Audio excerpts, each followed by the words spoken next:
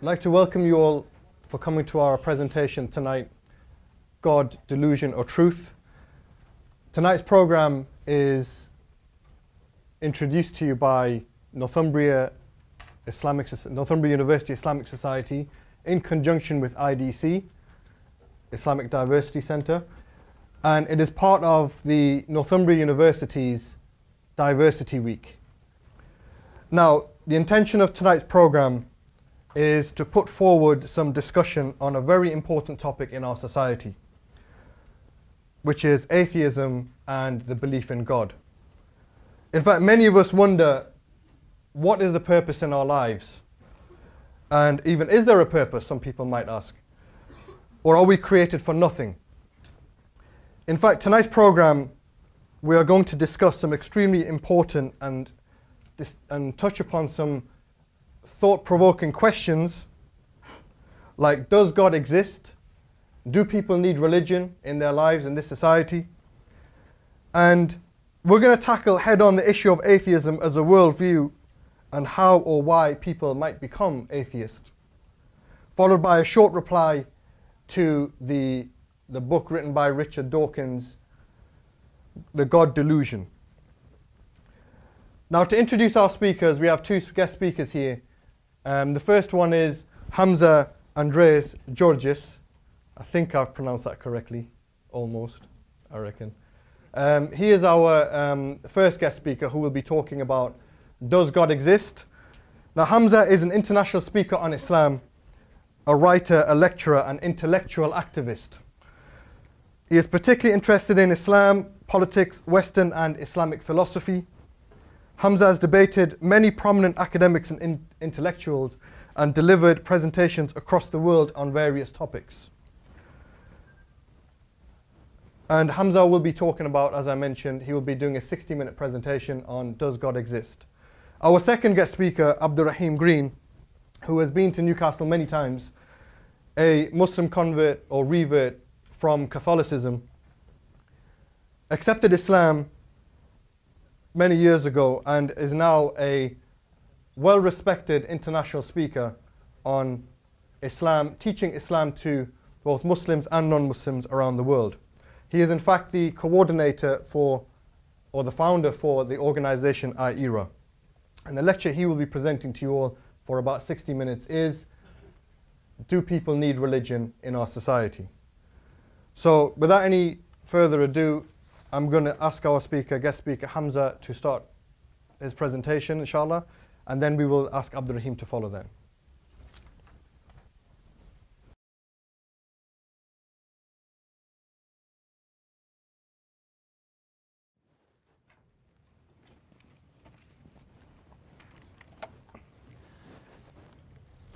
I'm going to start as Muslims do in the name of God. Inna alhamdulillah, wassalatu wassalamu ala rasulillah, amma ba'd. I greet you all with the Islamic greetings of peace. Assalamu alaikum wa rahmatullahi wa barakatuhu. May the peace of God be upon you all. Now I'm going to discuss one of the most difficult topics we have ever encountered in human history. Does God exist? Are we here for nothing or are we here for something? Similarly, it's a very important topic because the topic on the existence of God forms the foundation for religious worldview.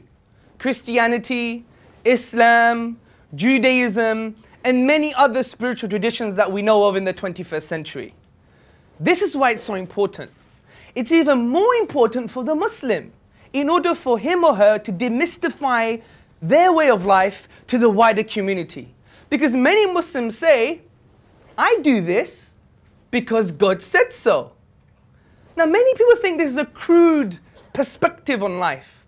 However, hopefully by the end of today, you will understand that this simple, profound reasoning is pegged on something very intelligent, very rational.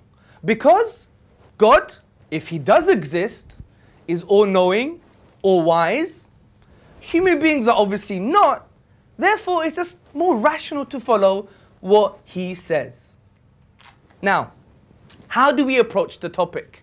I think we should approach the topic in a Quranic way. The Quran is the book of the Muslims. And what does it say? And I think it has some good advice, timeless advice for human beings. It tells us to think. The Quran is a book that's intrusive. It wants to go right inside the mind of the human being and right inside the soul and the inner psychological dispositions of humanity. How does one do this though? I come from a psychology background. I studied in London. And as a psychologist, what do? You ask people questions. How are you, sir? He seems very fine to me. The Quran does exactly the same thing. أَوَلَمْ يَتَفَكَّرُوا فِي أَنفُسِهِمْ. Do they not reflect within themselves? Asking profound questions. أَفَلَا يَنْظُرُونَ إِلَى الْإِبِلِ كَيْفَ هُلِقَتْ. Have you not seen the camel and how we created it? وَكَذَلِكَ نُفَصِّلُ الْآيَاتِ لِقَوْمٍ يَتَفَكَّرُونَ. And thus do we explain our signs in detail for those who reflect. يَتَفَكَّرُونَ. Now in the Arabic language, this word for those who reflect doesn't mean being a desert romantic, touching the sand and just looking at the stars. No, it actually means the thing that you're reflecting upon, you must inquire about its implications.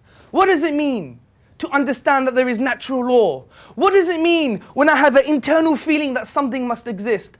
What does it mean when we give purpose to material things, but yet we do not give purpose to immaterial things like our consciousness and our own minds? So the Quran points the way to thinking and reflection, and the arguments for the existence of God are going to be based upon the Islamic Quranic view. Think, ponder, reflect, meditate, understand. Everybody ready for the journey? Okay, I'm going to use 4 arguments for the existence of God. The first one is that God makes sense of the origins of the universe. The second argument is going to be God makes sense of the order, the design, the fine-tuning of the universe to allow life to exist. The third argument is that God makes sense of morality, of objective morality in the universe. And the final argument is going to be that God makes sense of the miracle of the Quran. Okay, the first argument, God makes sense of the origin of the universe. Now, brothers, sisters, and friends, we have all asked the same questions. Where did the universe come from? Why does it exist rather than nothing? This is why the famous German polymath Wilhelm Leibniz, he wrote in his famous essay, the first question which should be rightly asked is this: why is there something rather than nothing? Now, typically, atheists have said that the universe is eternal and uncaused. This is why the famous atheist philosopher David Hume, he said, how can anything that exists from eternity have a cause? Well, if we reflect upon this proposition, we will argue that it doesn't make sense. Because if the universe was eternal, that would mean our history is eternal, is infinite. But can we have an infinite number of anything? I would argue we can't for the following examples. Example number 1.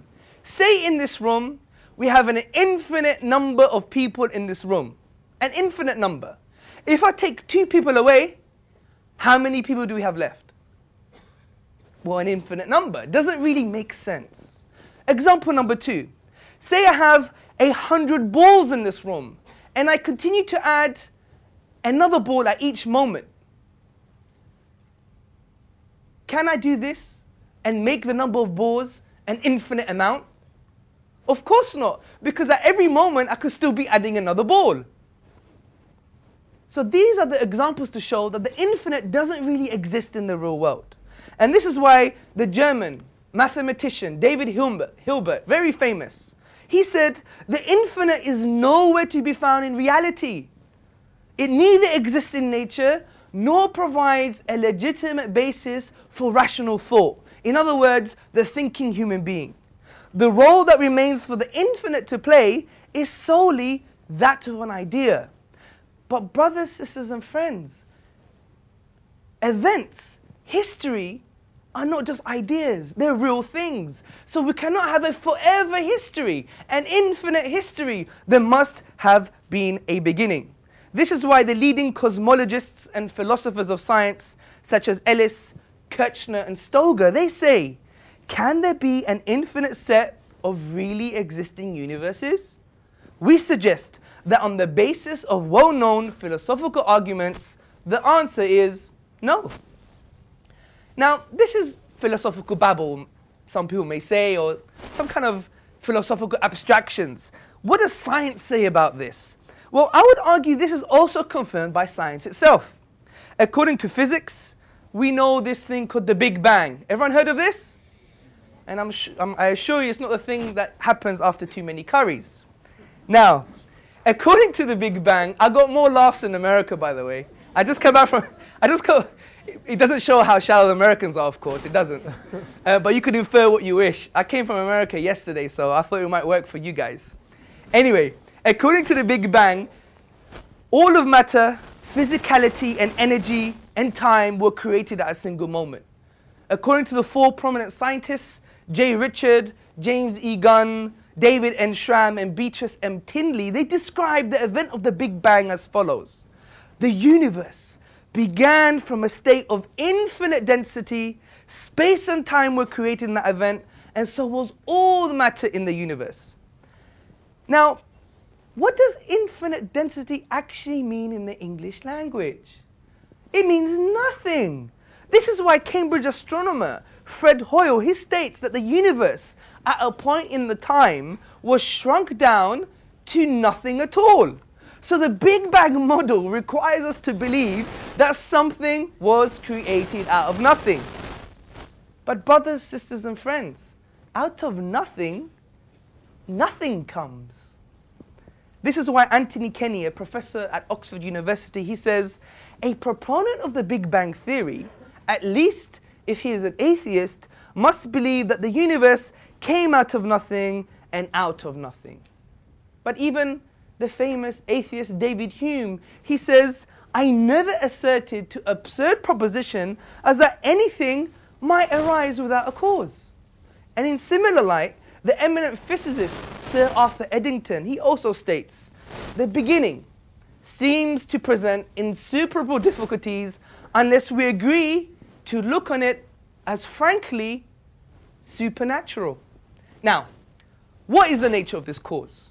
We understand there must have been a cause, but we need to do something called conceptual analysis, some thinking to understand what this cause is. Now, I would argue this cause must be one. Something we need to think about very carefully, according to two aspects. The first aspect is according to the philosophical principle of Occam's razor. What's Occam's razor? It basically tells us, do not multiply entities beyond necessary. It makes no sense. Why have 2? Why have 3? Why have 999? It makes no sense. Rather, the best and simplest explanation is the cause is one. Similarly, the cause must be one because if this cause has creating powers, then how can there be two creators? If there was two creators for a single universe, surely it must have been a slightly more disordered. So an ordered universe indicates there must have been a single designer, something we're going to discuss later. 2, this cause must be uncaused because we've discussed the absurdity of an infinite regress of causes. Because if you say, who caused the cause that caused the universe, then we could ask the same question. Who caused the cause that caused the cause that caused the universe? Then we could go again. Then who caused the cause that caused the cause that caused the cause that caused the cause that caused the universe? And then I'll be sounding like a rapper. Now the point is, if we have this kind of view on who caused the cause ad infinitum forever, then we will never have creation in the first place. So the reason that we have creation means there must have been an uncaused cause. 3, significantly, number 3, this cause must be immaterial, beyond creation. Because if you say this creator or cause is part of creation, then you're saying creation or the universe actually created itself, which doesn't make any sense. Similarly, this cause must be eternal, without beginning and without end. as non-eternal things, in other words, material and matter, are subject to decay. They decay. But since this cause is immaterial, it cannot be subject to decay, and therefore it must be eternal. That's why some traditions who say that God is part of the universe, or is part of matter, was a human being, or is an alien, or is something, it cannot be the case. Because things that are material are subject to decay, therefore they cannot be eternal, but it necessitates that this cause must be eternal. Now the fifth point, which is probably, in my opinion, the most awe-inspiring moment when you find this information out. This cause must be personal. It must have a personality. The reason being, how can an eternal cause from eternity bring into existence something that has a beginning like the universe? The only explanation, brothers, sisters and friends, is that it must have brought this universe into existence, must have chosen. And choice indicates having a will. And a will indicates having a personality. Also, if we think about immaterial things that we know to exist, such as the mind, we know minds have causal capabilities. Just lift your right hand, for example. You don't have right hands? There you go. So we could summarize the argument as follows. 1, whatever begins to exist has a cause. 2, the universe began to exist. 3, therefore the universe has a cause. But in my opinion, brothers and sisters and friends, I think the Quran, the book of the Muslims, actually summarizes eloquently and in a magnificent way the thing that we've just been talking about now. The Quran says in chapter 52, verse 35 to 37, or do they think creation came out of nothing? Or were they the creators themselves? Or did they create the heavens and the earth, the whole universe? Indeed, they have no firm belief. My second argument, God makes sense of the fine-tuning the order of the universe to allow life. Now, we all believe that natural laws exist. And we all believe that not only they exist, but we can observe these patterns in the universe. For example, if I were to drop this piece of paper, what does natural law say? It's going to fly? No, it's going to fall because of the laws of gravity. But how do we explain this? Now, to claim that they exist without reason, in my opinion, is absurd. And this is why I would argue Professor Roger Penrose, he explains this very well. And he says, there is a certain sense in which I would say the universe has a purpose.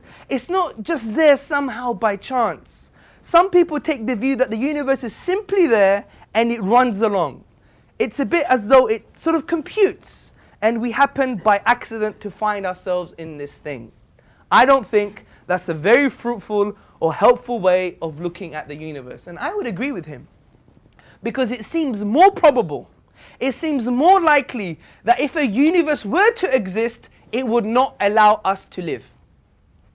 Think about this. It seems more likely that if a universe were to exist, it would prohibit life, not allow life. And let me tell you why. Because, funny enough, brothers, sisters, and friends, this universe is hanging on a knife edge. The reason it allows life to exist because of a conspiracy of initial conditions. A conspiracy of initial conditions. And let's take some of these incomprehensible conspiracies into account. The first one is the expansion rate of the universe. Now, if the expansion rate of the universe was different by more than 10 to the power of minus 18 seconds, which is 1/quintillionth of a second. I never knew such a thing ever existed. There would have been no universe. And this is according to the likes of Stephen Hawking. Also, let's think about the low entropy of the universe. According to Roger Penrose of Oxford University, he states, in order to produce a universe resembling the one in which we live, the creator would have to aim for an absurdly tiny volume of the phase space of possible universes. Scientific mumbo jumbo. But that doesn't really matter. Just think about the volume. how tiny is this volume? According to Penrose, the volume of this phase space would be 1 over 10 to the power of x. What is x? X is 10 to the power of 123, which is 10 with 123 zeros. Now, let's make this a bit more practical. That would mean if I was someone who was good at darts, I would have to, with my dart, to aim for a proton. A proton. If the universe was the dartboard. That's how fine-tuning the Creator, I believe, has developed the universe in order to permit our existence. Now, there's 3 possible explanations. 1 is just there. Physical law, physical necessity. 2 is just by chance. Or 3 is design. Now, we can't believe it's just there, it's just physical necessity, because these constants and values and numbers are not dependent on the laws of nature at all. Also, it would require us to believe that if another universe did exist, it would permit life again. Do you see the point? So it's trying to say to us that if it's just physical necessity, then there will be no chance for a universe to exist that would not allow life. But since these values are so minute, and if you were to change them by a hair's breadth, we wouldn't have life today. So it can't be physical necessity. And this is why Paul Davies, he says, it seems then that the physical universe does not have to be the way it is. It could have been otherwise. Now let's talk about chance. I would argue that it cannot be just by chance, because the initial conditions are so high that it would be impossible to use this as a sufficient rational explanation.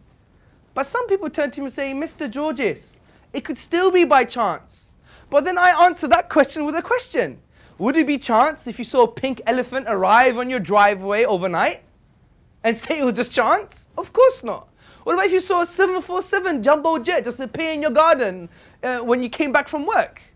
You wouldn't be arguing this type of argumentation. It's simply irrational. So why do you act rationally in your day-to-day life, but when it comes to the existence of God, you decide to be irrational? Contradiction, in my opinion. Also, I would argue it's not just about chance. It's about something called specified probability. What is specified probability? Specified probability is a high chance, but it has to conform to independent pattern. Let me give you an example. Say we had a monkey in this room, a monkey, and he was typing away at this keyboard. And overnight, you come back after your coffee, you come back and you see, O Romeo, where art thou, O Romeo? Deny thy father and deny thy name. A Shakespearean sonnet. Would you believe that it just happened out of chance? Surely you wouldn't. You may expect things like dog, cat, tree, the, end, fish, fool. Do you see? However, since it conforms to the independent pattern of the English grammar, you would say, someone's being fishy. Someone had a copy of the keys, they opened the door, and they sedated the monkey for a while, or gave him a banana to eat a few bananas, and typed this thing himself.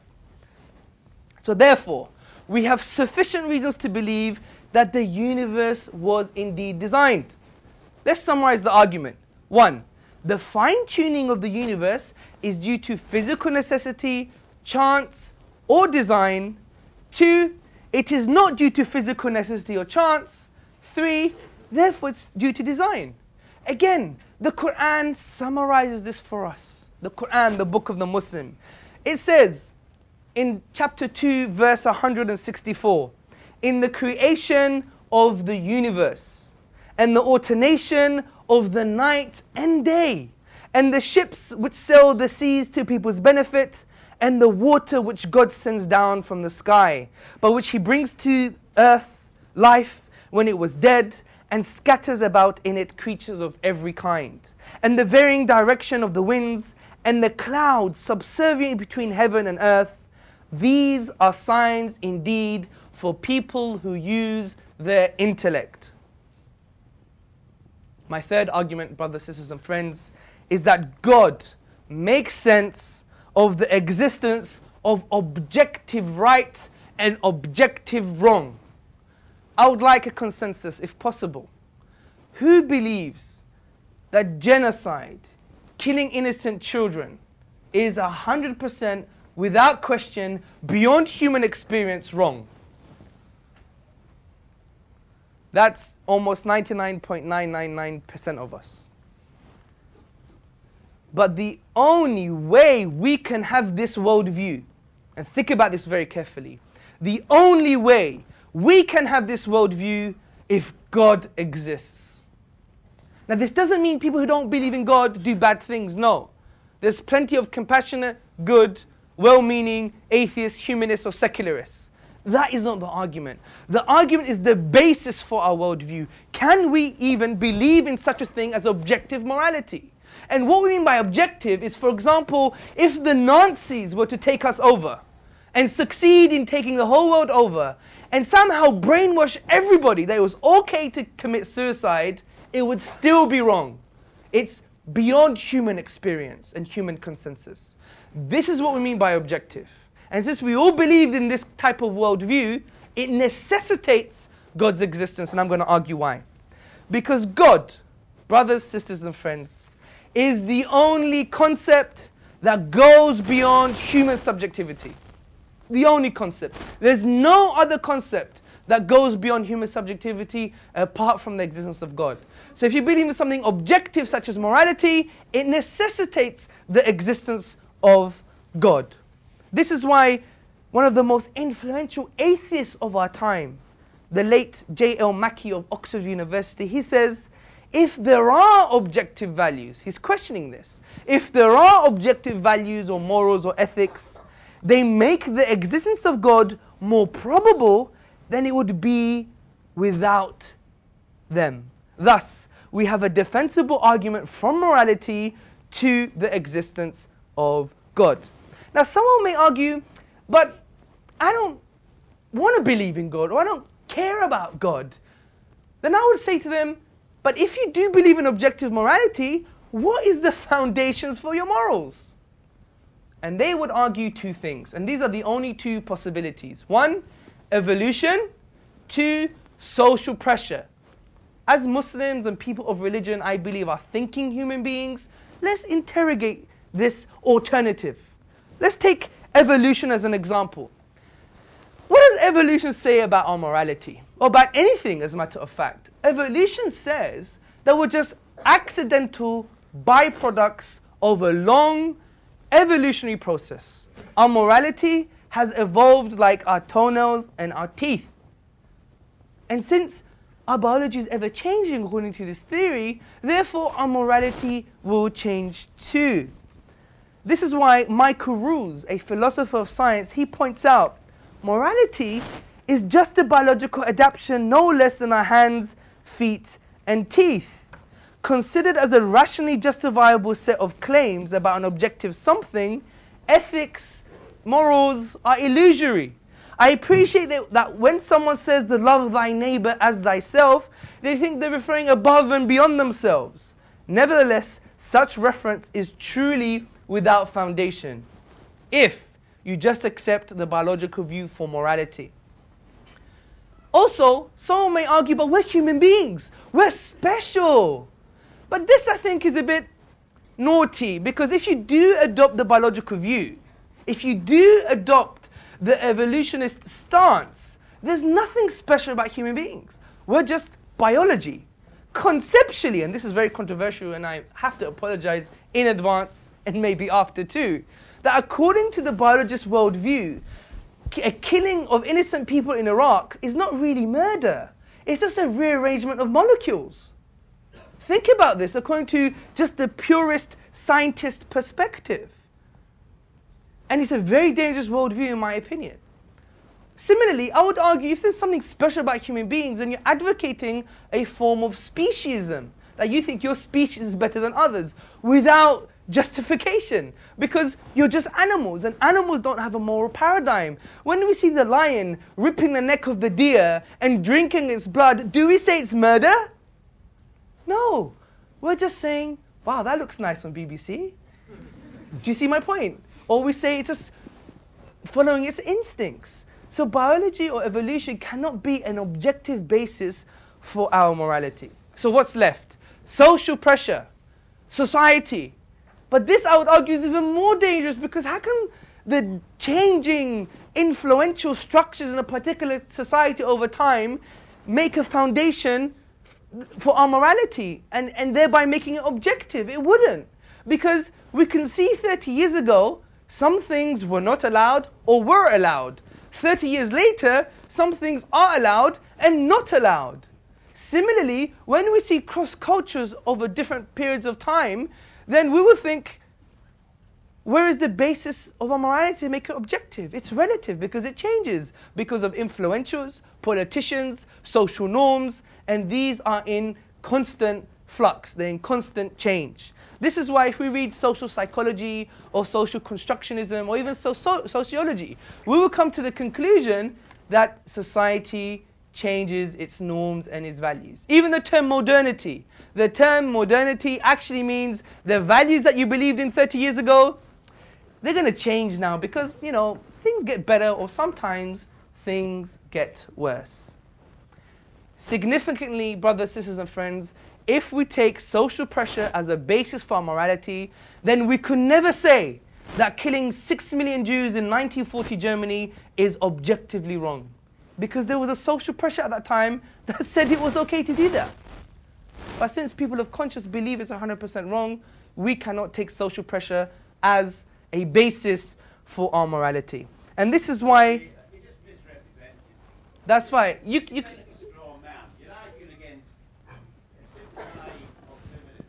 So you could have opportunity for question and answers. I don't think I'm going to stay that long. I've heard a fair amount, and I better go.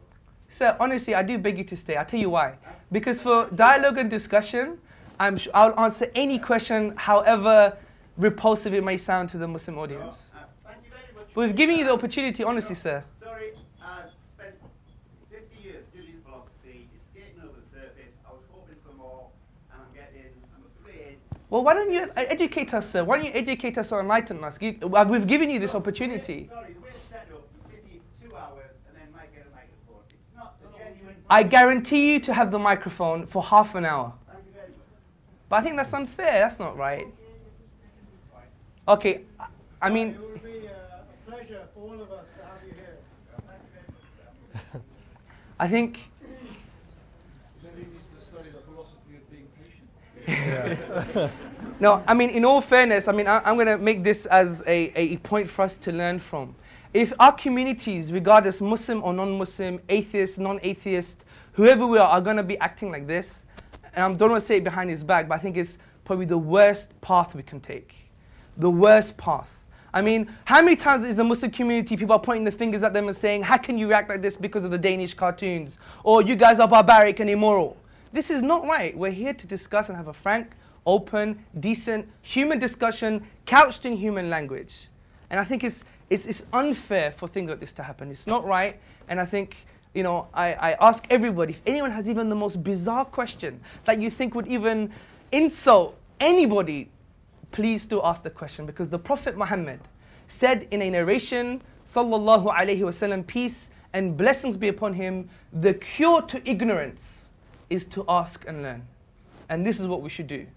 Okay, this is why Richard Taylor, the eminent ethicist, he said, the modern age, more or less, repudiating the idea of a divine lawgiver, has nevertheless tried to retain the ideas of moral right and moral wrong without noticing that in casting God aside, they would have abolished the meaningfulness of right and wrong as well. So to summarize the argument, 1, if God does not exist, objective morals do not exist. 2, objective morals do exist. 3, therefore God exists. My final argument is going to be the miracle of the Quran. As I said in the beginning, the Quran is an intrusive text that likes to tap into the inner dimensions of humanity. His aqliyah, which means in Arabic his intellect, his nafsiyah, his internal, emotional and psychological disposition. And we heard all the things that the Quran does. It likes to tease and agitate and make someone think. But the Quran goes further than this, brothers, sisters and friends. The Quran actually challenges the whole of mankind. In the 2nd chapter, verse 23, the Quran says, I'll say in Arabic then in English, وَإِن كُنْتُمْ فِي رَيْبٍ مِمَّا نَزَلْنَا عَلَىٰ عَبْدِنَا فَأْتُوا بِسُورَةٍ مِّن مِثْلِهِ وَادْعُوا شُهَدَاءَكُم مِّن دُونِ اللَّهِ إِن كُنْتُمْ صَادِقِينَ. And if you're in doubt, talking to human beings, to humanity, to the doubters, to people of different varying philosophical persuasions, if you're in doubt about that which we have sent down to our servant, referring to the Prophet Muhammad, peace and blessings be upon him, then bring one chapter like it, one chapter, and call on your witnesses and helpers and supporters besides God if you are truthful. Now the Mufassirun, which basically means the exegetes, those who explain the Quran for us, historically and in present time, such as Ibn Kathir, Jalalain and many other scholars, they have concluded that this challenge has something to do with the special nature, feature, style and structure of the Arabic language in the Quran itself. Of the Arabic language in the Quran itself. And significantly, this came in a historical context, because it's well known from Eastern and Western scholarship that the people at time of revelation 1400 years ago, they were best at expressing themselves in the Arabic language. They were Arabic literateurs and linguists par excellence, which basically means the best. They were the David Beckhams of poetry. Well, David Beckham's not good anymore. Maybe someone else, yeah? You know, they were the Bruce Lee of martial arts at the time, or something, yeah? So they came and they were challenged, but they failed to challenge the Quran with regards to emulating, reproducing, copying, or imitating the style, feature, nature, structure of the Quranic text. This is why the eminent linguist at that time, and he wasn't a Muslim, Walid ibn al-Mughira, what does he say? He even swears by God. He says, by Allah, by God, I have never heard anything like this. I am the most best amongst you with regards to poetry and prose and linguistics. But this cannot come from any human being. Now, even today, we have the likes of Bruce Lawrence from Duke University in his book, The Quran, A Biography. He says, as tangible signs, Quranic verses are expressive of an inexhaustible truth. They signify meaning, layered within meaning, light upon light, miracle after miracle. Also, the famous Dutch Orientalist, Martin Zamet, he says the Quran is the most eminent written manifestation of the Arabic language. And we have many more. For example, Paul Casanova in 1909 at the College of France. What does he say? He says the Quran is superior with regards to cadence and rhyming and poetry. And we have others like Reverend R. Bosworth Smith in his book Muhammad and Mohammedanism. He says the Quran is a miracle of purity of style, of wisdom and of truth. It is one miracle claimed by Muhammad, and a miracle indeed it is. We go down the list of Eastern and Western scholarship, people who are best placed to even analyze the Quran with regards to its style, structure and other aspects of language, and they conclude that it is inimitable or it cannot come from a man. Now, this means that it must be a miracle. Now, what do miracles actually mean? In the medieval period, they had this discussion of if miracles can actually exist, because we had the whole post-enlightenment and the Renaissance and other aspects of Western scholarship, and they wanted to question aspects of Christian theology and Christian doctrine. They didn't want to believe in the Bible anymore, because at that time, historically, the Catholic Church, well, an interpretation of the Catholic Church used the coercive arm of the state to prevent thinking. That's why you have the likes of Hugo Grotius, Samuel Pufendorf, John Locke, and all these other thinkers that said, right, we need another view now. So one of the views were, for example, David Hume. He wanted to reject the concept of miracles, and he defined it as violations of natural law. But this is not the Islamic position, because I would argue it's irrational to claim that a miracle is a violation of natural law. Because what are natural laws? Natural laws are just generalizations of patterns we perceive in the universe. If something changes from that pattern, does it mean it's a miracle? No, maybe we didn't put our glasses on, or we went for a coffee, or we didn't scrutinize or think deeply about what that pattern really was. Or maybe we haven't waited long enough. Now, the Islamic concept of miracle is something a bit more coherent in my opinion. It is an act of impossibility. Something we cannot explain via nature. So when we exhaust nature, we don't find an explanation. Let me give you an example.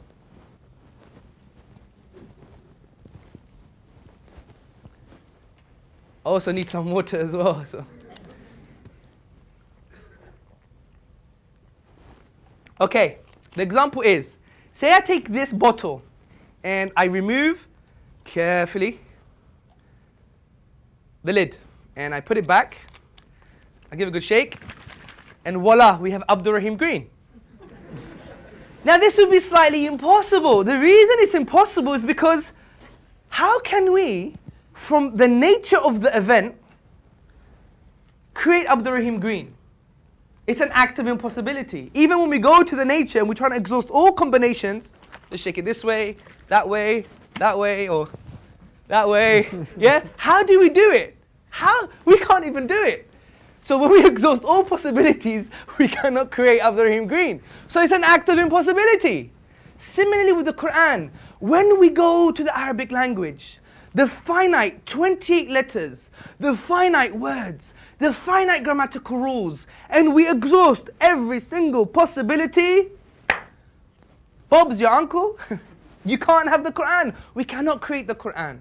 And this is why we say it's an act of impossibility, and therefore God makes sense of the miracle of the Quran.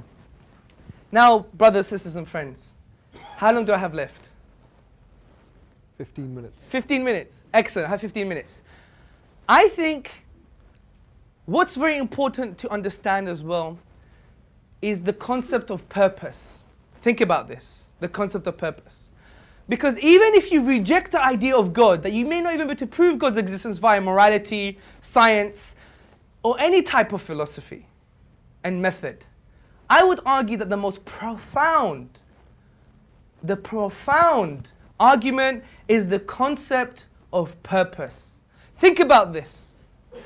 You are sitting on chairs, brothers, sisters, and friends. You are sitting on chairs, and these chairs have a purpose. What are their purpose? To sit on.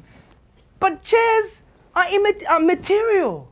They don't function psychologically. They don't have cognitive powers. Chairs cannot think or feel, yet we attribute purpose to them. Similarly, do you know in a particular forest there is a moth? And this moth, its job is to drink the sap from the tree. And do you know there is another moth that its job is to sit underneath the backside of the first moth? And do you know what it does? It drinks the poo of the first moth. This is the BBC for you again. David Attenborough. But this is the reality, and that's its purpose. Because you know why? Because when the first moth eats, it poos straight away. And if it was to trick it down the tree, the ants could find it and eat the first moth. So the second moth, it is backup. It's security guard. It's insurance policy. You never knew anything about this moth 3 minutes ago. You wouldn't care if 5 million of these moths were to die. But yet we attribute purpose to such insignificant things. But to ourselves we won't attribute purpose? Surely. This is why the Quran, when He says, Allah says in the Quran, أَيْنَ تَذْهَبُونَ? Where are you going? Where are you going? And it's important for us to think about these things. Another point to add, which I think is very amazing, is the concept of awareness.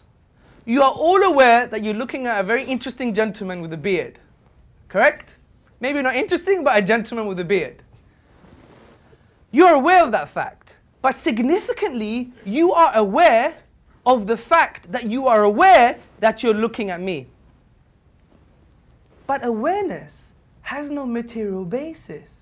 How can we say the self or consciousness or awareness comes from material? Because just like the famous physicist Schroeder, what did he say? He basically said that there's no difference between a lump of clay and the brain of an Einstein. The only difference is that the brain has awareness and consciousness, which cannot come from something material.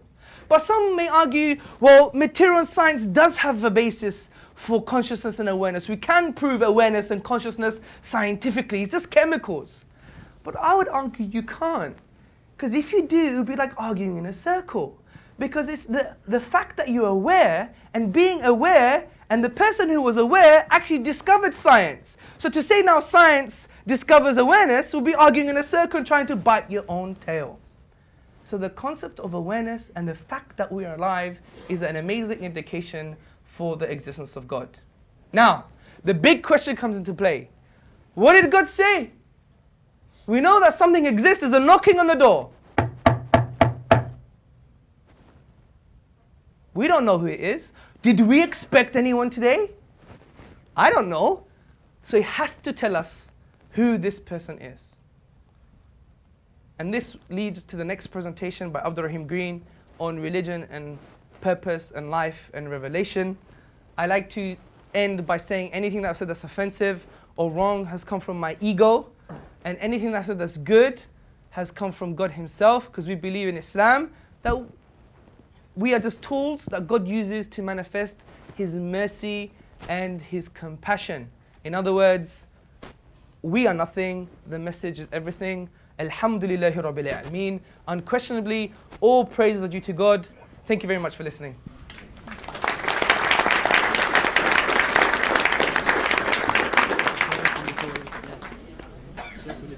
Okay, well, I'd like to thank our speaker Hamza for enlightening us on such a topic. I'm going to invite our next guest, AbdurRaheem Green, to come and talk about, do people need religion in our society? But before that, I just want to mention again that everybody will get an opportunity to ask questions and answers at the end of the presentation. Especially our non-Muslim guests, they will get priority to ask questions first, and then anybody else after that. We will have the mics coming around for those who want to ask questions. So I'd like to invite our guest, AbdurRaheem Green, to speak on the topic, do people need religion in our society?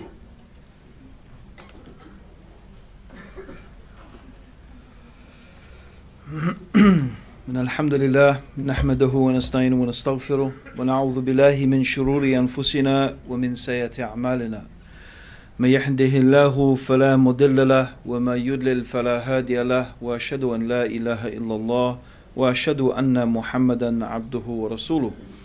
I begin by praising Allah, God the Creator. We praise Him, we seek His help, and we ask for His forgiveness. And we take refuge with God from the evil of ourselves and from the evil consequence of our evil actions. Whomsoever God guides, no one can misguide, but whomsoever God leaves to go astray, no one can guide.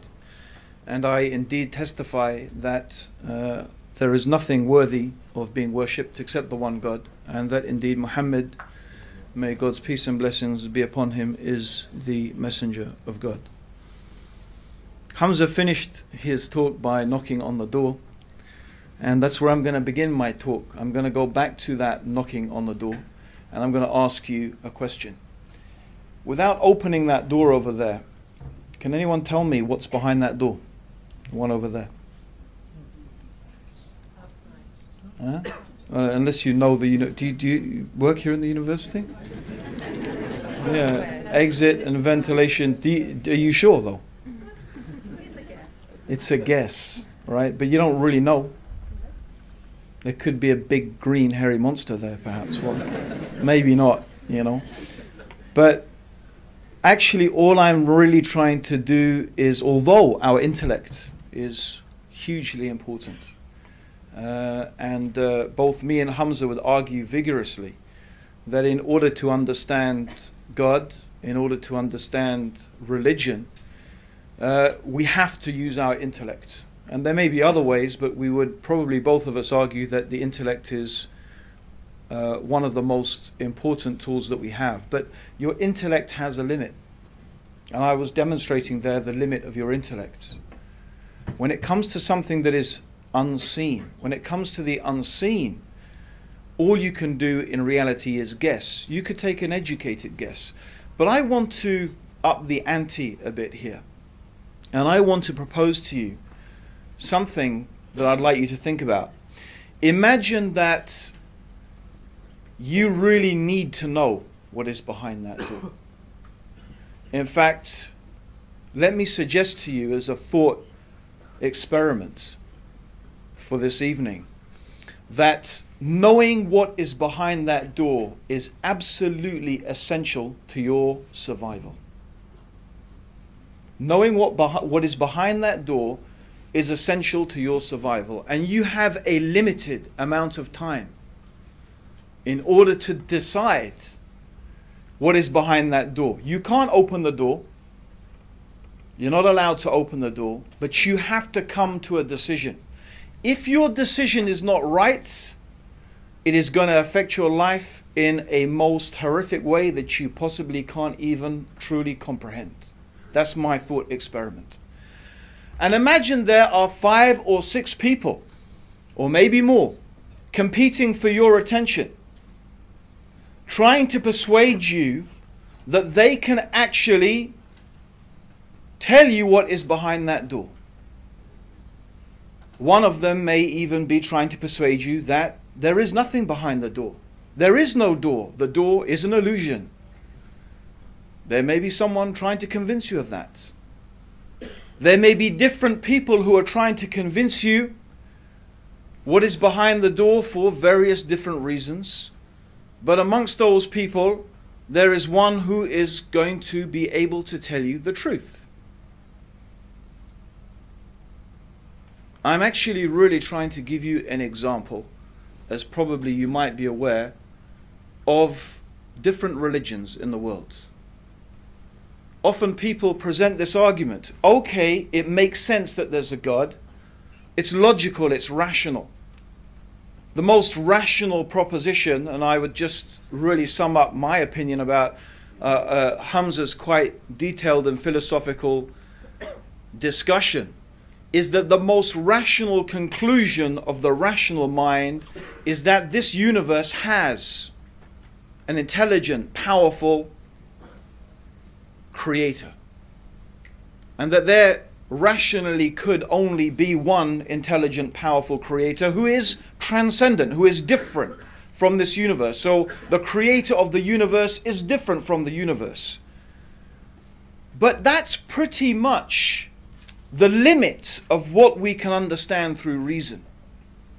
And I would say that actually, by the way, it is one of the, or perhaps even the most powerful argument for the truthfulness of the Quranic narrative.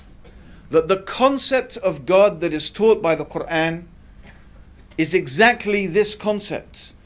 That this universe has been created by a powerful and intelligent being who is transcendent. By that I mean that God is not like anything in the universe. And the Quranic concept of God does not compromise that in any way by, for example, claiming that some creature, such as a human being, shares the power, the knowledge, or the attributes of God. And that would be a self-contradictory statement. If you think about it, if you're claiming that a created being has any of the power of the knowledge or of the ability of God, then the whole basis upon which you build an argument for the existence of God in the first place, it falls down.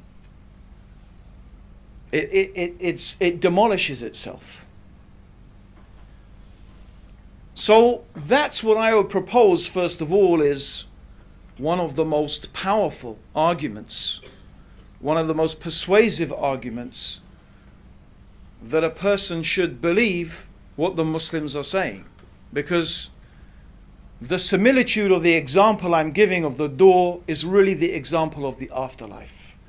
It's the example of the afterlife. It's also the example of knowing God. How can we know God? Through what means can we know God? Is there a means to know God? All of these questions and more, the ones that Hamza also introduced, the purpose of life. Why are we here? What is it all for? What is the reason for our existence? These are, of course, all the questions that religions in various different ways try to answer.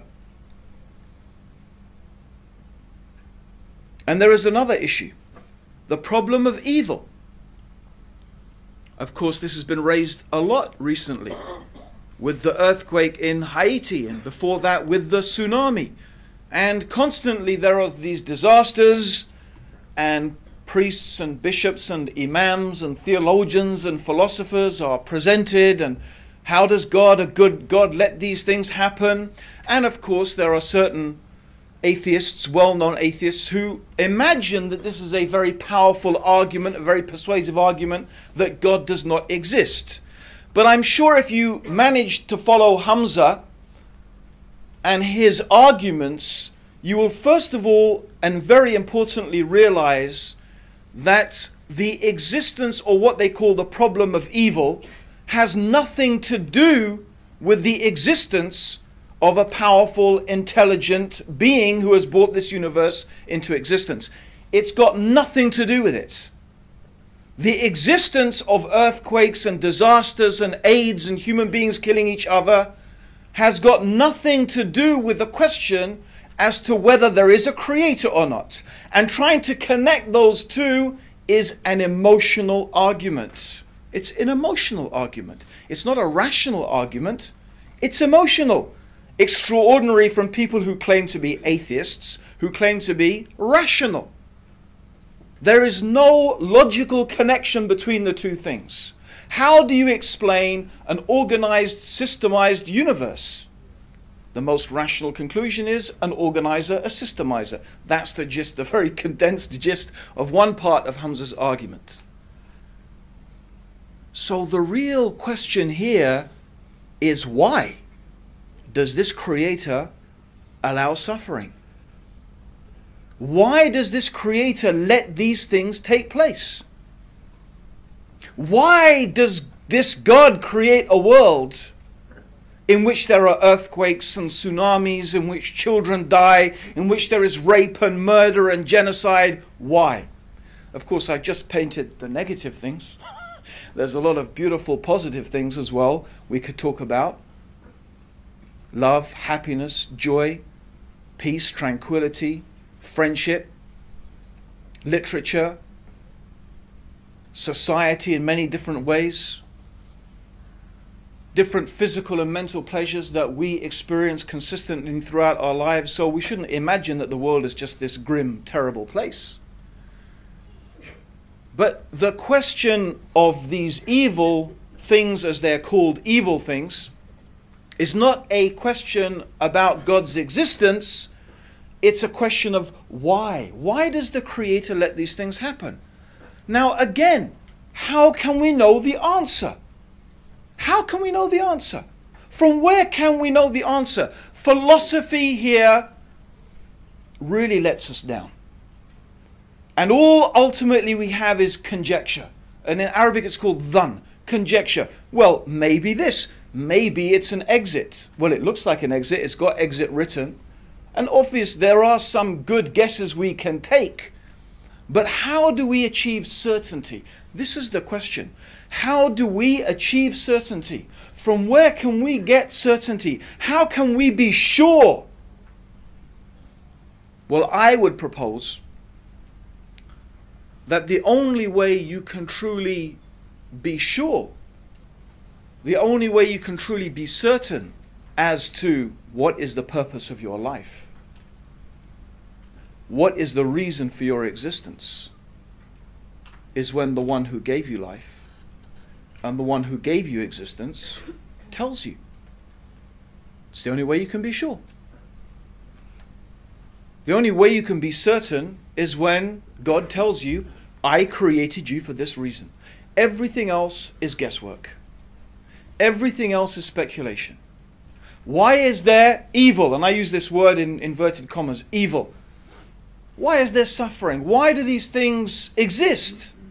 Well, again, the only way you can be certain is when the one who created this universe and created this world and allowed these things to happen explains to us, this is why, this is the reason why. It's because of A, B, C. But I'm sure it, in the minds of everybody here, it begs the question. All of this begs another question. Which guy am I going to trust? I need to know. You need to know what's behind that door. You need to know. It's very important. I mean, let's take the options. Option 1, right? It's pretty much shared by the 3 monotheistic religions. Option 1 is you are going to die, and when you die, at some stage, there will be a day of judgment. We will be recreated, or in some traditions, your soul will be brought before God and you will be judged.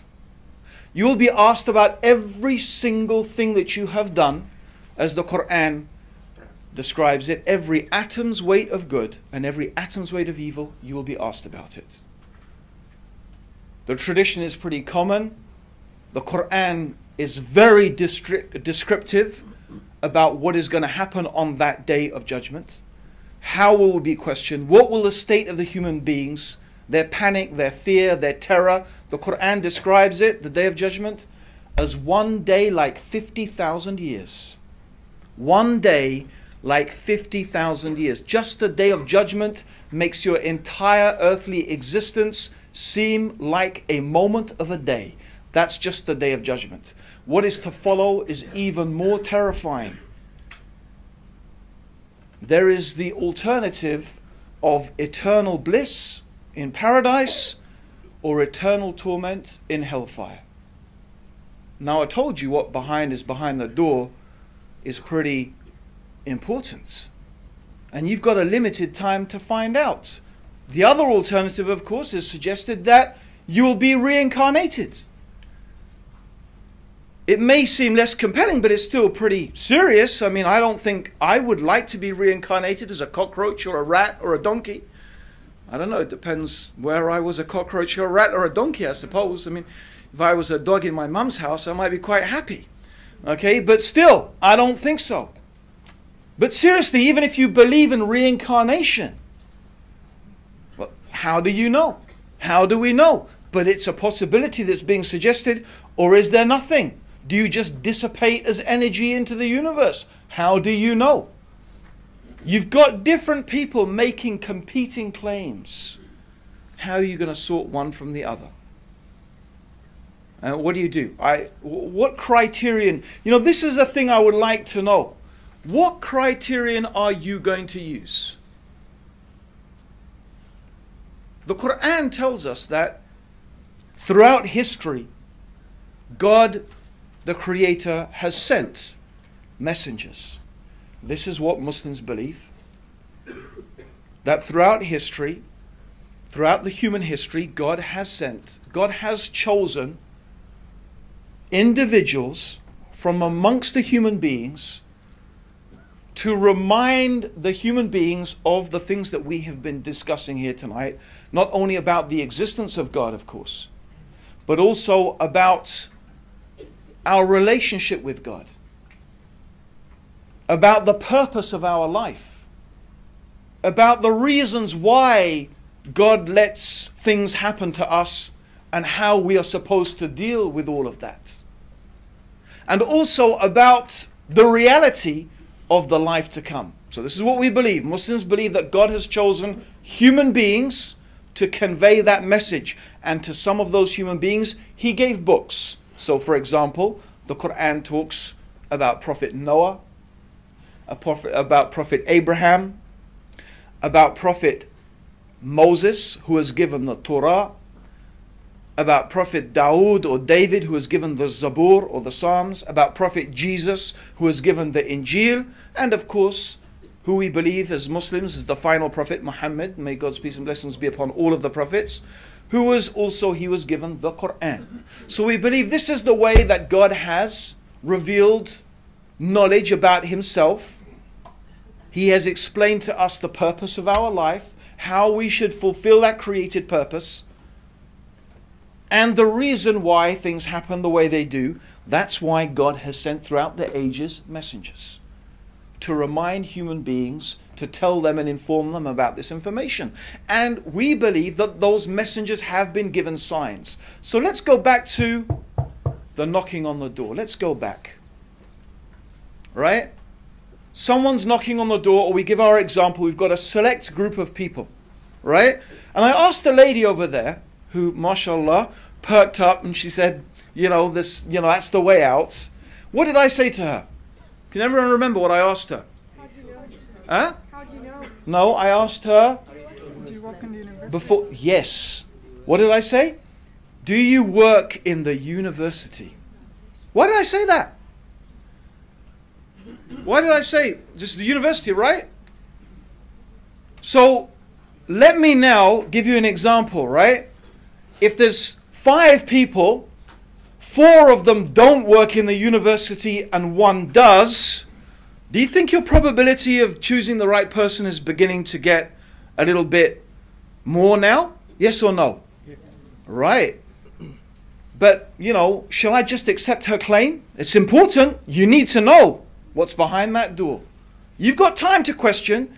Don't say you haven't. No, I want to play on my PlayStation. I want to play on my whatever this thing they call. I'm listening to my phone. I don't know. You've got plenty of time. Believe me, you've got enough time. In your life, you've got more than enough time. Ask the question. Okay? So she made a claim. I could just say, she looks an honest type of lady. She really does. So she's got a nice smile as well. That's going to convince me. Like, apparently most American, you know how you get to be voted a president in the United States of America? You have the biggest smile. Apparently, statistically, the guy with the biggest smile gets voted in. So, I don't know. Maybe he's got a nice smile. I don't know. Seriously, but it's important. This is a really important issue. So maybe, I might ask her, do you have some ID? You say you work in the university. Can you prove it to me that you work in the university? She says, yeah, sure. So out of her back pocket, she pulls a pass, right? This is the University of Newcastle, right? University of Newcastle, right? Northumbria, you see, there you go. Okay? I'm in the wrong planet already, okay? So University of Northumbria, it's written there. And there's her photo, and that sure looks like her, right? Now, how much more are you going to be convinced? Yeah? I mean, and then what if she tells you, well, actually, I know what's behind that door because that's the way I take every day to my office. And, bit by bit, you could get more and more convinced. Do you understand what I'm trying to say? Is that there are signs. There are things that would indicate to you whether that person is speaking the truth or not. And that's exactly what we believe that God has given to his messengers. God has given to his messengers. Right? He has given them signs. They were given things that when a person sees them and they study them and they look at them, they know that these are indications that that person must be speaking the truth and they must be truly what they claim to be. It's interesting that C.S. Lewis, he gave a criterion. He said something which, as a principle of analysis, we Muslims happily accept. But we don't accept his premise, and I'll tell you why. But he said concerning Jesus, he said that either Jesus, and he said this in respect to his belief that Jesus is the Son of God, and presumably that Jesus is God, that either Jesus was a liar, or he was deluded, he was mad, he was a madman, or he was speaking the truth. And he says, well, if you look at the life of Jesus and what Jesus said and how he behaved, you can eliminate those. You can say, well, he wasn't a liar and he wasn't mad, so he must have been speaking the truth. There is, of course, another possibility. The other possibility is that what has been taught to you about Jesus is not true. And the things that you claim he said, he never actually said. I just say that because although I actually accept the basic argument, I don't accept his conclusions for that extra reason. But let's just say it's actually a totally valid analysis to make of any claim of any individual. Anything anyone claims, anyone makes a claim. They could be lying. Lying means they are purposefully trying to deceive you. They know very well that what they're saying is untrue, but they are lying. They are purposely trying to deceive you. That's one possibility. And this, of course, applies to anyone claiming prophethood. I know what God says. I know God's telling me why you're here, what the purpose of life is, where you're going to go after you die. I know. How do you know? God told me. So you can analyze. Is he truthful? Is he a liar? Is he deluded? And each different person will display different characteristics. The liar, and as I'm sure you probably, most of us learn, I don't know, I learned that in my life, right? I learned that usually a lie leads to another lie, which leads to another lie, and then you have to lie to cover up the lie that came before. And you know, you could be a good liar, and maybe you could go for quite a long time, but sooner or later, the pack of cards of lies just collapses around you. Because you just have to keep on making up lies to cover up. I think most of us hopefully learned that when we were kids, right? Okay? Maybe politicians didn't, I don't know. No offense to politicians. There are some very, very good politicians and who are sincere public servants. We have maybe an unjust view of politicians. Okay? It's just a cheap joke, really. But the point being, you know, seriously, the serious point is the point about lying. You know, it has a characteristic. Similarly, a deluded person. Now, what's the difference? A deluded person is saying something untrue, but they really genuinely believe it. That's different. You see, the person who is deluded is sincere. They actually really believe it. So they could display some of the characteristics of a truthful person, right? But actually they are either, maybe a devil or a spirit is telling them, or they have some psychological problem or whatever. They truly believe that they are receiving revelation from God, but indeed, in one way or another, they are just suffering from a delusion. And I'm sure you can understand, therefore, that the characteristic of that person is very different from the liar. Very different. But there are still ways that you can identify that. The third option, as long as we agree that what we are hearing and observing about this person is accurate, then the third and only third option is that that person is speaking the truth. Now it's very interesting, because if we can apply this criterion to any man who comes along and claims that he is receiving revelation from God, that he is a prophet, maybe we can begin to make a type of decision. Because hopefully we would agree that, let's go back to our people. You have to know what's behind the door, right? What process are you going to use? And I often ask people this. If someone comes knocking on your door, right, and says, I've come to read the gas meter, I don't know here about in Newcastle, right? But I mean, in London, we live in an almost, I feel we live in an almost permanent state of fear. I really do. I haven't been outside to my garden for, I don't know, quite a few days, because it's been pretty cold and I was away, and, I was on a trip abroad, and I came back, and sure enough, what did I find? Someone had, actually crowbarred open the door of my garage and been rummaging around in the garage. It's my kids are terrified. My kids, but I didn't even tell them, because they live in fear. Which is what we could come to about, does our society need religion? I think Hamza introduced that subject very nicely with the problem of, how do we know what's right and wrong and good and evil? What's our morality based upon? If we don't have religion, do we even have morality? Isn't it morality therefore just a social construct? It just changes from hour to hour, minute to minute. And if it changes from hour to hour, minute to minute, do we even have really morality? No, that's his argument, and I agree with it. We don't. It's illusionary. You need, and this is why I'm going, you need this certainty. But the certainty is important. We need to know that this is really from God, and this is our problem. In the rational age, we need a rational explanation.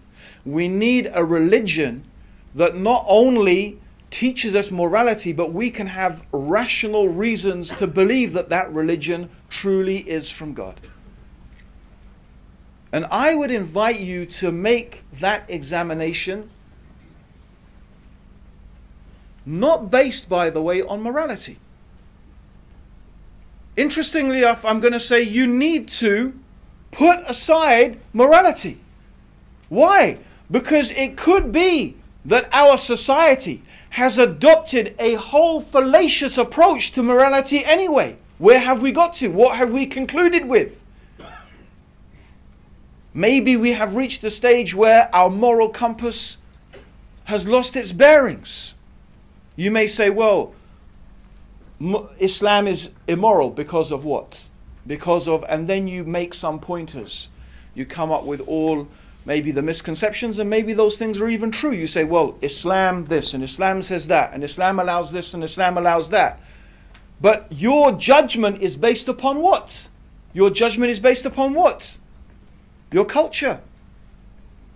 Your present state of morality. Interestingly enough, by the way, back in the days when, well, you could, I don't know, maybe there are some of us here who would say back in the days when Britain was great and we had an empire, and there'd be other people who were saying, what are you talking about, great British Empire? Funnily enough, I had this discussion yesterday with a barrister who's originally, her family's from Bangladesh, not very impressed with British Empire. So, but the point is that actually a lot of the things that people may criticize Islam for, they were things that were practiced here in Britain. It's interesting when this whole thing comes along, Muslims don't agree with British values. What British values? I think we'd probably find that Muslims have more in common with, say, Victorian values than maybe modern values, but was Victorian times less British? Was that part of Britishness? I don't know. I mean, you tell me, what's that mean?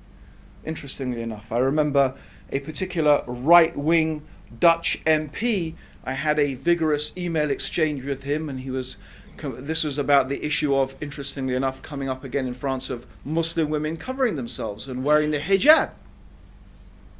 And I'd written a letter to the European Parliament, inviting them to oppose France's decision and so on and so forth. And one Dutch MP wrote to me, and a very, very aggressive, racist letter, saying basically what he said is, there are countries that people go from and come to, right? Morocco, Somali, they are countries that people go from. They run away from those countries and they come to places like Britain and the Netherlands. Yeah. So basically, what he's saying is, if you want to come to our country, you behave the way that we tell you to behave, more or less. Yeah. So anyway, I wrote a pithy reply to him, and he said, "Oh, we have to de-Islamicize Europe, de-Islamicize Europe." And that's a very interesting concept, de-Islamicize Europe.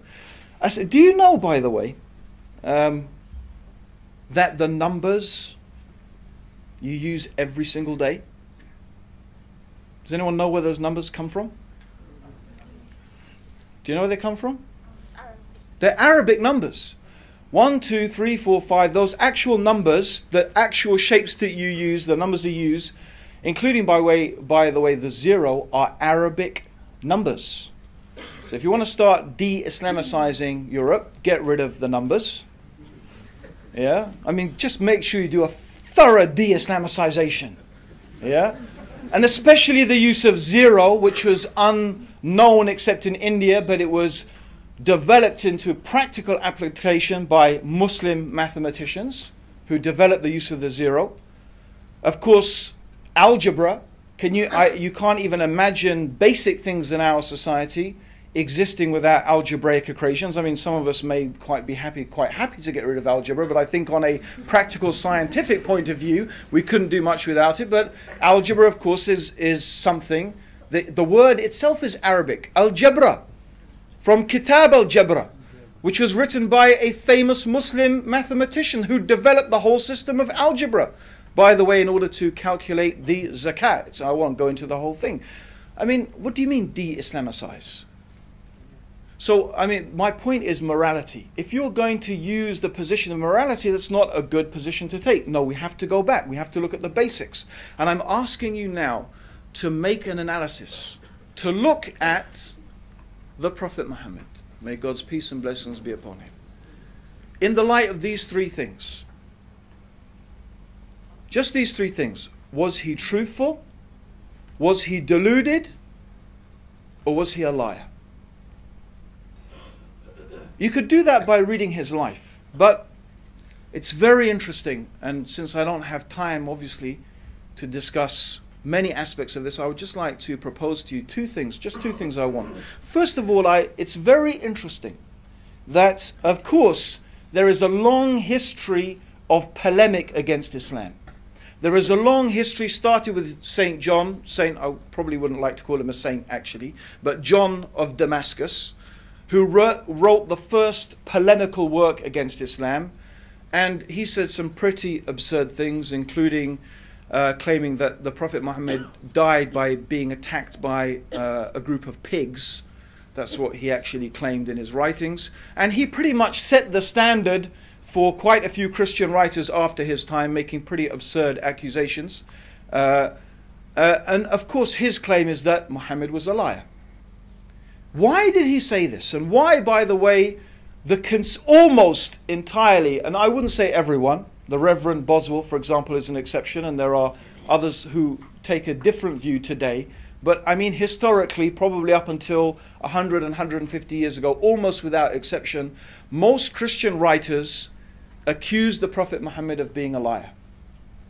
The reason they did that is very simple. Any Christian or Jew who opens the Quran and reads the life of the Prophet Muhammad will be struck by how much consistency and similarity there is between what the Quran says, what the Prophet taught, and what they know from their own religion and scriptures. In fact, some of these things are very detailed matters of theology and philosophy, religious philosophy and law. In fact, some early Christians thought that the Prophet Muhammad was actually a bishop, a former bishop. That is the level of information they recognized, because they have to explain, where did Muhammad get all this information? Where did he learn about heaven and paradise and the hellfire and Moses and Jesus and Abraham and Noah and the detailed dietary laws and so on? Where did he get this information from? Well, he must have learnt it from a priest, from a rabbi, from this and that, and then he must have what? Made it up and invented it and made this religion together. That's the only way they could explain and still obviously not agree that Islam was the truth, by saying, well, he must be a lie, he must have invented it. And it's very interesting that there is another group of writers, and these writers are much more modern, and people who have now accessed themselves to the sources and have begun to read for themselves about the life of the Prophet, in other words, not relying upon these Christian polemicists. And they said, well, that we don't really find evidence from the life and character of the Prophet Muhammad that he was a liar. In fact, it's extraordinary. His people used to refer to him, even before he was a prophet, or he claimed to be a prophet, as they would say, they used to refer to him as Al-Amin, the truthful and the trustworthy one. And they give many examples of his behavior, of his character, totally out of character of a person who is a liar. In other words, they testify to his truthfulness, his honesty, his absolute sincerity, and that they say it's not possible that he was a liar. They say, but he must have just thought that he was a prophet. He must have really believed it. He believed it, but he was, epileptic, and people who have epileptic fits, they have these visions and so on and so forth. And so they tried to explain this by saying, well, he was deluded. He thought he was a prophet. That explains his sincerity, that explains his behavior. But of course, he wasn't speaking the truth any more than the liar was, but they can't reconcile his character with being a liar. But the interesting thing is, you can't be a liar and be deluded at the same time. That's why there's only three possibilities. And I'll give you an example. If you are a liar if someone comes and asks you a question, as it happens a lot in the Quran, a lot of the time they ask, it says, the Quran says, they ask you, O Muhammad, they ask you about this, they ask you about that. And then the Quran gives an answer. So imagine this, someone comes and asks the person, we're going back to our people, imagine here, remember, you need to know what's behind that door. So they come and ask a question. Let me test, let me see if this person really knows this. Now if you're a liar, what are you going to do? You want to give the right answer. So if a rabbi or a Christian or he's coming to you, what would you do? If you've got your source of information, you want to give the right answer, you're going to either construct a very ambiguous reply, or you're going to go back to your source of information and you're going to find the answer and then deliver the answer. It's a lie, it's a deception. If you are deluded, you think that God is going to reveal it to you. You don't need to go and look for a reply. You don't need to go and search out the answer because you're really sure that God's going to tell you, because I really believe I'm a prophet of God. Do you understand how you can't be a liar and be deluded at the same time? Yet actually, if you try to look, where is the source of information? There were no priests, there were no rabbis, there was no one we can identify from where the prophet could have got this information. His character, as we know, and we can examine it, was the character of a truthful person. I just want to give one example. One example, and it's from a vigorously authenticated source. This is an amazing example, and I just leave it for you to ponder on it. After many years of the Prophet preaching his mission, suffering incredible hardships, difficulties, seeing his beloved wife Khadija of many years die after a boycott, having seen his followers tortured, killed, forced into exile into Ethiopia, the Muslims suffered terrible things. Eventually a group of people in a city called Medina invited the Prophet Muhammad and his companions to come and live there. And it didn't stop. Even then they were gathering armies to try and wipe out the Muslims. So you can imagine, this is going on for now, let me see, by that time, must have been nearly 18, 19 years. And in Arabian society, it's very, very important, it was important in those days to have a son. In fact, they used to mock the Prophet Muhammad because he didn't have a son. He had daughters, but all his baby boys died. And it was a source of mockery of the Prophet from the pagan Arabs. Actually, what happened was, after these 17 years, he had a son. There was a son from one of his wives, Miriam. She gave birth to a son. His name was Ibrahim. And when Ibrahim was 6 months old, a little baby, he died. Actually, he died in the arms. The Prophet was holding him as he died. So this child died in his arms. And even the Prophet was crying. And they used to think that, you know, you shouldn't cry when someone dies. And, you know, they said, oh, Messenger of God, you told us not to do this. He said, no, this crying is from compassion. It's not from disbelief in God or questioning God. It's just from compassion for that child. That's allowed. Anyway, it's not the point. The point is that on the same day that his son died, there was an eclipse of the sun. So his son dies. On the same day that his son dies, there is an eclipse of the sun. Now even today I've told some people that, and I didn't even finish my story, and they said, that's amazing, he must have been a prophet. Right?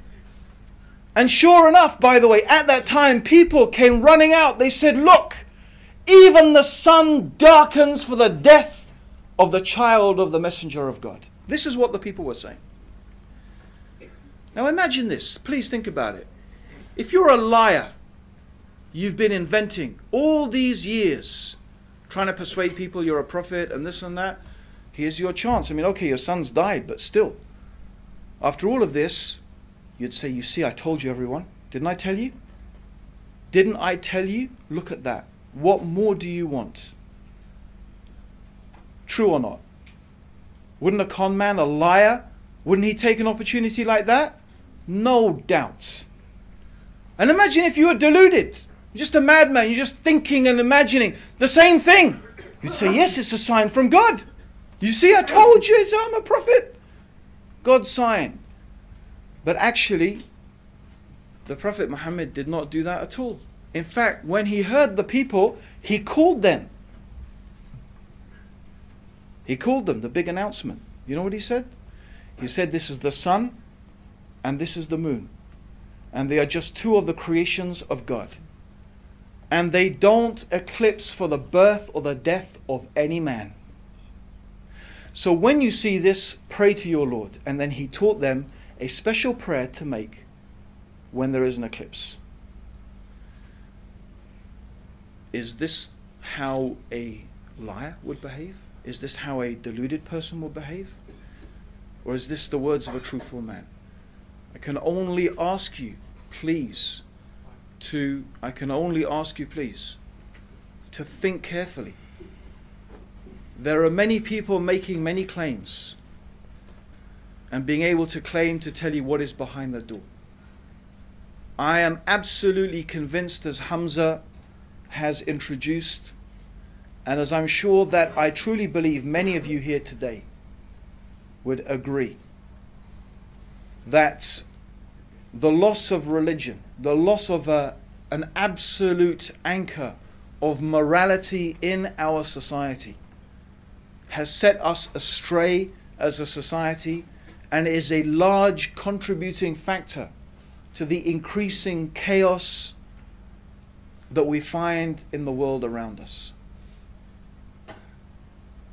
I have no doubt in my mind that society, Western society, the world as a whole, actually needs religion more now than it ever did.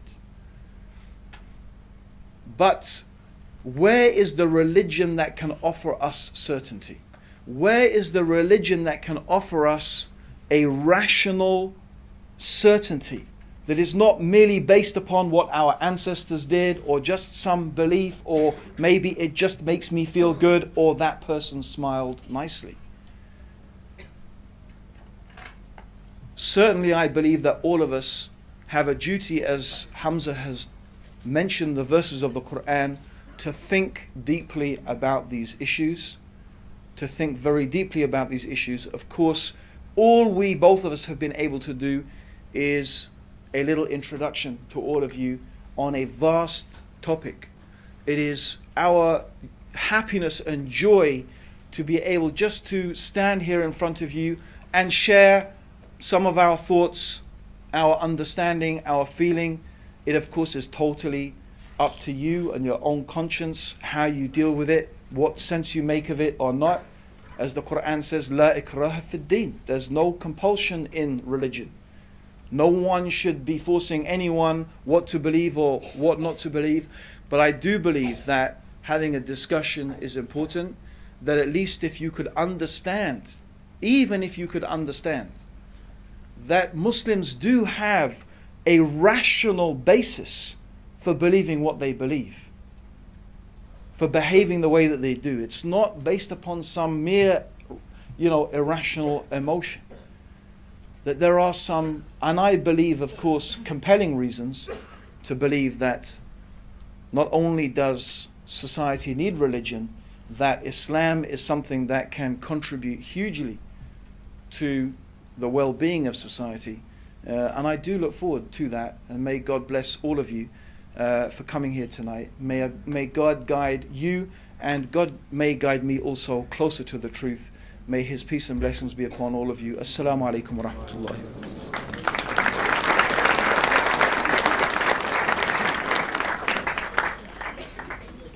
Okay, thank you for that wonderful presentation. Also, I'd like to express our gratitude to all of you who've been sitting and standing patiently throughout this whole program.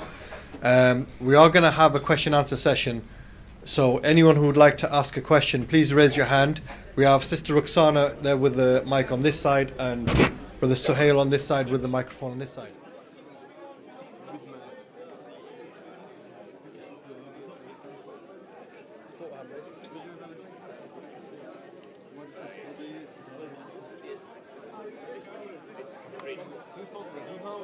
Don't ask me.